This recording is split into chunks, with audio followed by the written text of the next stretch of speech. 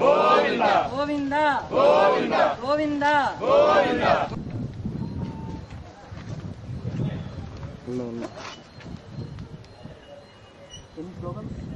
గోవింద గోవింద గోవింద గోవింద మీ ఆస్తులు మీరే కాపాడుకోవాలి గోవింద గోవింద గోవింద గోవింద ఏడుకొండలవాడ వెంట గోవింద.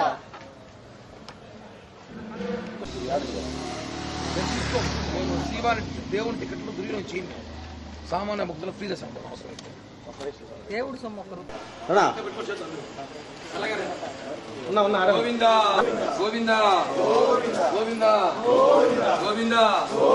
గోవింద గోవింద.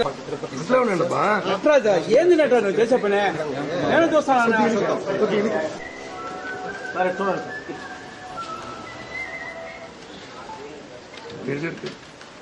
చెప్పి ఈ కూటమి ప్రభుత్వం వచ్చాక పవన్ కళ్యాణ్ గారు చంద్రబాబు గారు చాలా సీరియస్ గా చదువుని చెప్తారు. శ్రీవారి నిధులు 350 కోట్లు డిపాజిట్ అండి మొత్తం. యాక్చువల్లీ ఈ 4 ఇంట్లో పాటు తిరుమల చూడండి టికెట్స్ లెటర్లు ఇది మినిస్టర్వి, ఇది రోజా గారిది, రామచంద్రారెడ్డి గారిది, అలాగే భాస్కర్ రెడ్డి గారిది, అలాగే మామూలుగా మీరు డిపార్ట్మెంట్ ఒక అధికారి పోతే 4 టికెట్లు ఇవ్వడం చాలా కష్టం.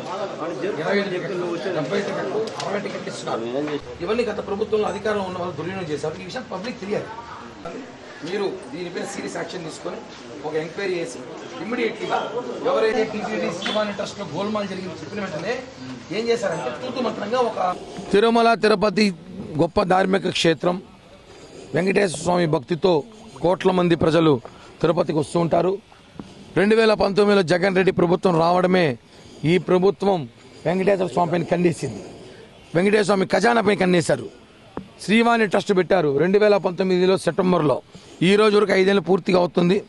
ఈ శ్రీవాణి ట్రస్ట్ పెట్టి ఇప్పటికీ 1350 కోట్లు వసూలు చేశారు. ఈ జనసేన వుడెన్ మెమెంటో కోసం ఇప్పుడే ఈ వాట్సాప్ నంబర్ కి కాంటాక్ట్ చేయండి.